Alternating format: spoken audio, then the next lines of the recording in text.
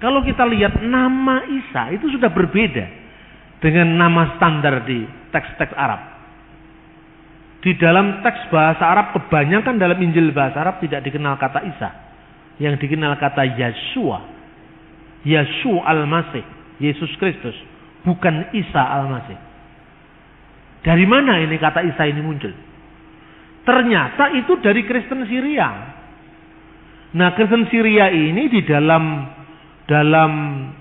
penerjemahan teks-teks Arab, dia tidak pernah menerjemahkan sampai hari ini menjadi Yeshua dalam teks Arab, ya. Tetapi Isa, misalnya beberapa biara ditemukan dengan nama Isaniah, pengikut Isa. Itu tahun 571, sejaman dengan tahun kelahiran Muhammad. Kata Isa itu ternyata fonetik koresponden, perubahan bunyi. Dan itu tidak salah. Contohnya gini. Saya sering ulang-ulang kata-kata ini. Orang Jawa tidak bisa ngomong huruf Ain. Abu Bakar, Umar, Utsman, Ali. Tapi Ngabu Bakar, Umar, Ngusman, Ngali. Orang Sunda sulit untuk mengucapkan huruf F. Ya. Dia tidak bisa ngomong misalnya Arifin tapi Aripin. Orang Dayak juga begitu, Aripin. Orang Batak sulit untuk mengatakan huruf K di tengah. Tegas. Maksud saya, kan orang Batak nggak ngomong maksud saya. Maksud saya tidak begitu, maksud saya. Maksud bukan maksud. Ya kan? Tapi apa disalahkan? Itu kan pronunciation itu kan memang khas pembawaan dari masing-masing suku, masing-masing bahasa. Justru karena itu saya tahu kalau Anda orang Batak. Karena tidak bisa ngomong maksud tapi maksud. Kalau disuruh ngomong sebetulnya bisa. Tapi karena udah keenakan begitu. Orang Bali tidak bisa ngomong huruf D dan D. Makanya sulit masuk Islam kan, nggak bisa ngomong dalika. Dalika, orang Bali ngomong. Batuk, nggak bisa, mesti batuk. Jadi sakit batuk, batukmu itu tidak ada bedanya. Bener kan? Nah, ini yang namanya fonetik koresponden. Orang bahasa serumpun pun begitu. Misalnya orang Arab menyebut dengan huruf, orang Yahudi menyebut dengan Yod, Yerusalem. Kok menjadi bahasa Urusalim? Tiba-tiba menjadi alif dan hamzah di atasnya. Kadang-kadang menjadi ain. Maka dalam konteks itu Yeshua menjadi Isa. Seperti O panjang kadang-kadang menjadi A panjang, misalnya Shalom itu Shin bukan Sin. Shin. Shalom, Shin, Lamed, Waw, Mim. Jadi O-nya yang panjang bukan L-nya yang panjang. Shalom. Menjadi O yang panjang tadi menjadi A panjang. Salam. Shin-nya menjadi Sin. Jadi bukan Shalom tapi Salam. Shalom alaikum. Assalamu alaikum. A-nya yang panjang. Maka seperti Shalom menjadi Salam, Iso menjadi Isya. Seperti Yesaya menjadi Isaya, Yeremia menjadi Irmia, Yerusalem menjadi Urusalim, Yordan menjadi Urdun, maka Yeshua menjadi Isa. Ini fonetik koresponden. Tapi bukti manuskripnya tidak ada Injil yang pernah memakai kata Isa. Kenapa di sini kok pakai kata Isa? Karena Islam mendasarkan tradisi lisan, bukan tradisi tertulis. Ini bukti lagi bahwa zaman Muhammad Injil belum diterjemahkan dalam bahasa Arab. Kan begitu. Terus kemudian banyak teks-teks lain yang dipengaruhi bahasa Arab. Misalnya nama Yuhanna menjadi Yahya. Itu Yahya. Dalam dialek Syria Barat Yuhanna. Tapi ada beberapa dialek Syria Timur, Palestinain, Aramaik itu adalah Yahya. Yahya menjadi Yahya. Kemudian muncul lagi kata-kata kalau Abraham menjadi Ibrahim itu umum sekali. Seperti misalnya kata Nimrod menjadi Namrud, Ibrahim menjadi Ibrahim. Itu dalam gejala bahasa namanya metatesis. Ya, metatesis. Itu contohnya banyak. Nah, Kemudian dari konteks perjanjian lama banyak narasi-narasi dari Talmud yang kemudian masuk mewarnai teks Islam, Al-Quran misalnya. Ibrahim dibakar tidak mempan dalam api. Dari mana sumbernya? Ternyata itu seorang rabi Yahudi abad kedua Masehi, ya, Pirkei Rabi Eliezer menerjemahkan Ur itu Ur menjadi Ur. Jadi di situ dikatakan Ani Adonai Asher Hosetika Me Ur Kasdim. Kejadian pasal 15. Akulah Tuhan yang telah mengeluarkan engkau dari Ur Kasdim. Itu firman-Nya kepada Abraham. Dibaca oleh Pirkei Rabi Eliezer, Ani Adonai Asher Hosetika Me Ur Kasdim. Akulah yang Tuhan yang mengeluarkan engkau dari api negeri Kasdim. Maka kemudian konteksnya Abraham dibakar tidak mempan. Itu sebenarnya tidak ada dalam teks. Itu karena kesalahan transmisi teks. Contoh yang lain misalnya, kisah tentang Sulaiman, Salomo, yang memasuki Ratu Seba, yang dalam tradisi Yahudi abad kedua ketiga Masehi disebut Bilqis. Kemudian nama itu masuk dalam Al-Quran Bilqis. Itu kemudian ketika Ratu Seba ini datang ke istananya Salomo, istana itu dibuat tempat duduknya, lantainya dari kaca. Nah, ketika dari kaca, kemudian Ratu Bilqis itu menyibakkan kainnya. Nah, kemudian di dalam cerita legenda sampai Salomo melihat bulu-bulu betisnya. Lah ini tambahan lagi yang pikiran-pikiran keras mendapat tempat di situ.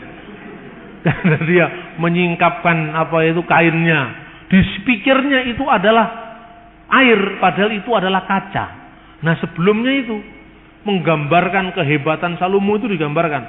Waktu itu pasukan burung-burung semua menghadap kepada Salomo. Kemudian Salomo ketika melihat memeriksa barisannya, ini dari sebuah komentar kitab Ester, tapi tradisi ekstra kanonik Yahudi, tradisi yang tidak resmi di kalangan Yahudi, yang tersebar dalam bentuk dongeng orang-orang Yahudi di Madinah saat itu.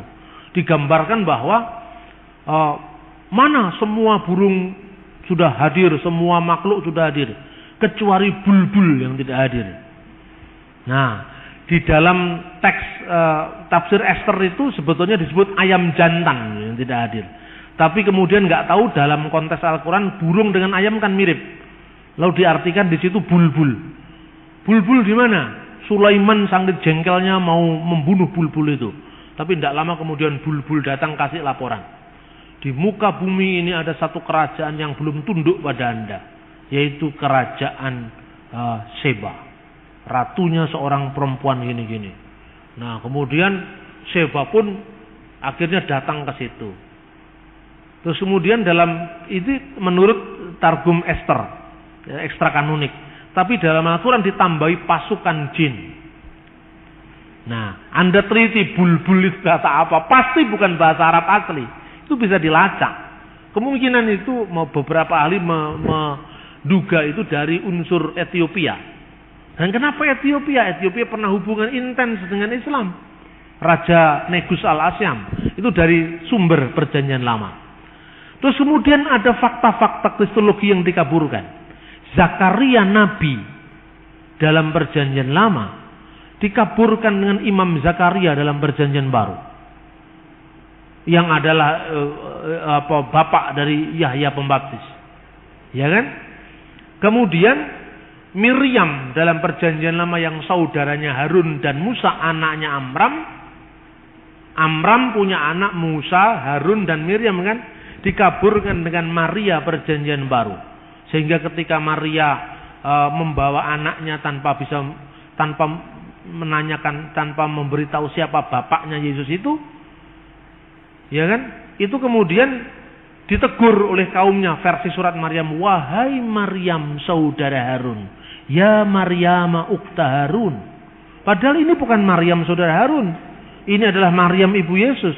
Kenapa disebut Alu Imran, keluarga Imran? Karena dianggap sama dengan Amram. Seperti Abraham menjadi Ibrahim, Amram menjadi Imran. Padahal sebenarnya mestinya Ahlu Daud, keluarga Daud, bukan keluarga Amram. Karena Yesus bukan keturunan imam. Yesus adalah keturunan Yehuda. Nah, ini banyak fakta-fakta yang seperti ini sebetulnya lagi membingungkan. Makanya Hasan menjawab, Maryam disebut saudara Harun, itu Harun yang lain. Yang tempat lain mengatakan, karena di orang Yahudi nama Harun itu nama pasaran. Di tempat lain dikatakan karena dia beriman seperti imannya Nabi Harun. Nah, tapi kalau itu kebetulan, bagaimana kebetulan sampai 2 kali? Kebetulan itu cuma 1 kali. Maryam anaknya Imran dalam surat At-Takrim, dan Maryam saudara Harun 2 kali. Ini fakta-fakta sejarah. Kemudian ketika ditanya seperti itu, Yesus dalam kandungan tadi menjawab, akulah Nabi. Nah, akulah Nabi. Coba teksnya. Anda bisa baca pada halaman 12. Diberikan kepadaku Alkitab, dan dijadikannya aku seorang nabi, dan dijadikannya seorang yang diberkati di mana aku berada, dan diperintahkan aku untuk melaksanakan salat dan membayar zakat selama aku hidup. Di sini kata salat ditulis dengan bisolawat wa zakawat. Tetapi ini kalau dibaca dalam teks standar menurut vokalisasi yang diberikan tradisi Islam. Tapi di sini biasanya kata salat dalam literatur hadis yang lebih mudah ditulis dengan shot lam alif tak marbutoh, bukan waw tapi tak marbutoh. Kenapa di sini solawat bukan solat? Pembacaan lain yang ditawarkan oleh orientalis bukan solawat bacaannya, tetapi selota, karena itu pengaruh bahasa Arab. Begitu juga zakawat, ini bacaan teks Islam, jamak dari kata zakat. Kalau dalam tradisi yang lebih muda, za, kaf, alif, tak marbutah. Kenapa dibuat huruf waw di sini? Karena kemungkinan ini diambil dari bahasa Arab zekota, waw.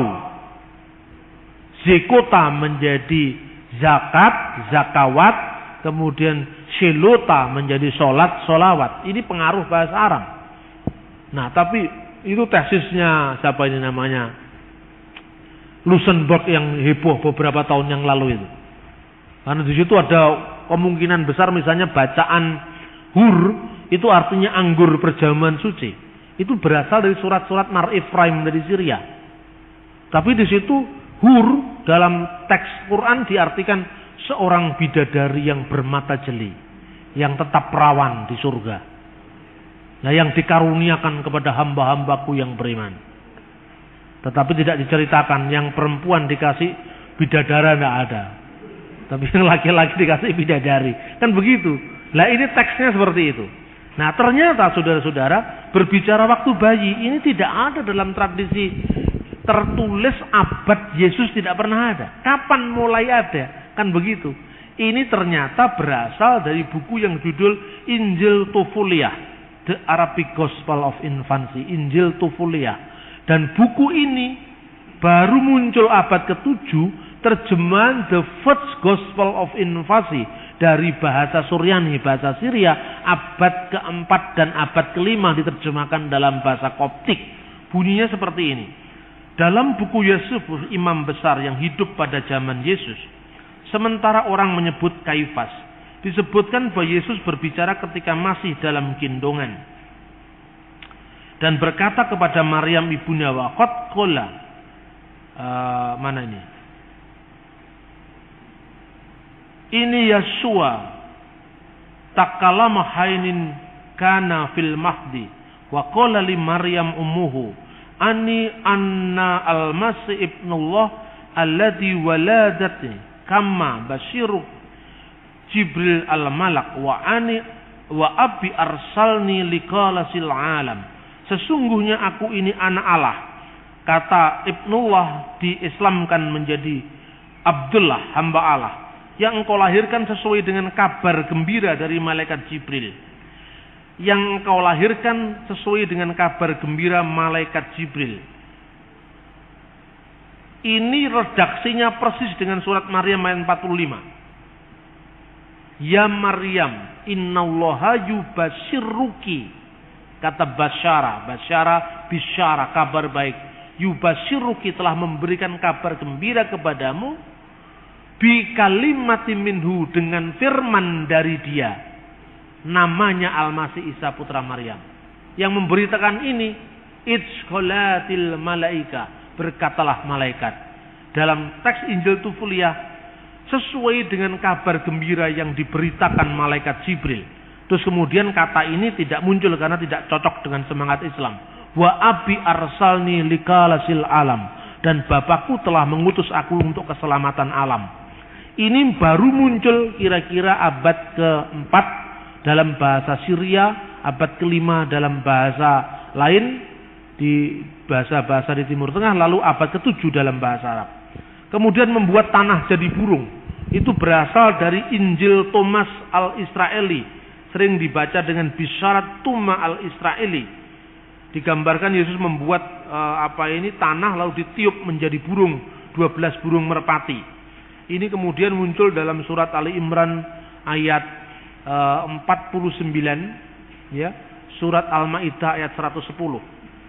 Ini Anda bisa membaca ketika dalam ayat halaman 14 tentang masa kanak-kanak Yesus ketika umur 5 tahun membuat mujizat tanah menjadi burung pada hari Sabat.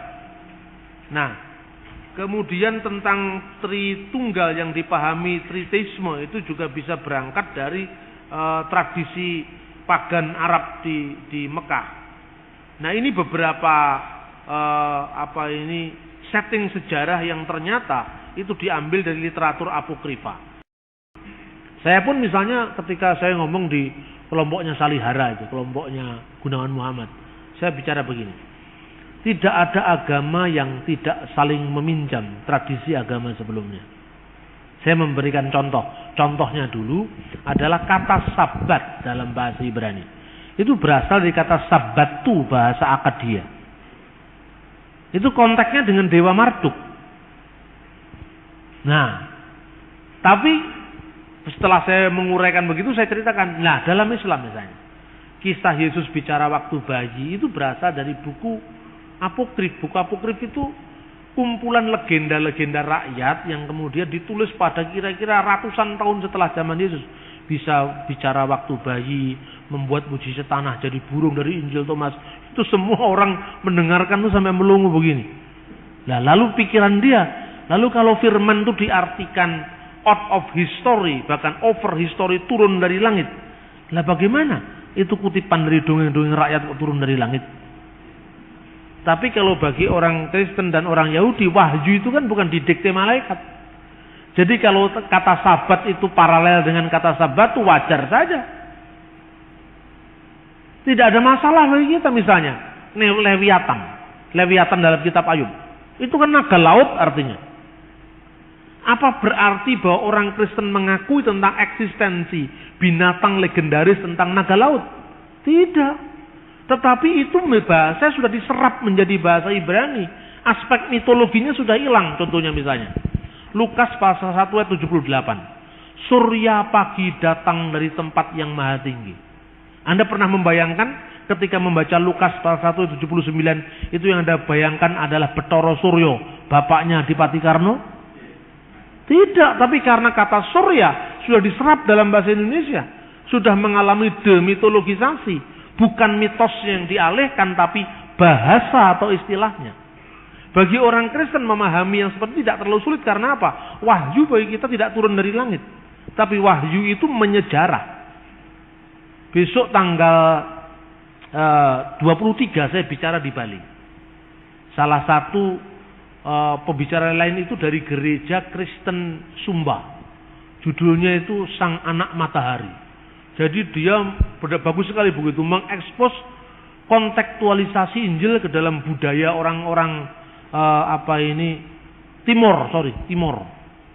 Daerahnya Timor sana. Bagaimana konteks matahari dalam mitologi yang tidak tertulis Lalu dia melihat bagaimana orang-orang non-Yahudi yang tidak punya perjanjian lama memahami firman menurut budaya mereka. Nah, dulunya saya disuruh resensi buku itu. Saya bilang saya tidak ngerti bahasa Timur. Saya tidak ngerti budaya Timur, nanti malah salah-salah. Saya kalau nggak ngerti ya ngomong nggak ngerti. Jangan, saya tidak ahli dalam bidang itu. Bagaimana kalau saya ngomong dari sudut pandang budaya saya, ya, budaya Jawa dan Islam, dan Anda ngomong dari budaya Timur itu bisa saling asuh gitu. Lalu disetujui. Nah, saya tunjukkan bagaimana hubungan Injil dengan kebudayaan. Kalau dari Islam, Quran itu bukan hasil budaya. Kalau Injil, bahasa yang untuk menulis Injil itu hasil budaya. Tapi pesan-pesan teologisnya itu dari surga. Surga kan tidak ada bahasa tertentu. Bahasa yang dipakai oleh kitab Injil, Taurat, semua kan bahasa manusia. Terus saya mau tunjukkan bahwa ada kontekstualisasi yang sangat indah antara budaya lokal dengan pesan-pesan ilahi. Contohnya, Alkitab sering menyindir dengan bahasa-bahasa plesetan. Mungkin tidak pernah ada yang meneliti fungsi bahasa plesetan dalam Alkitab. Pernah? Ada di Alkitab. Saya bisa mau tunjukkan kepada Anda. Contohnya, ketika Alkitab mengekspos menara Babel. Waktu itu bahasa seluruh muka bumi ini satu adanya.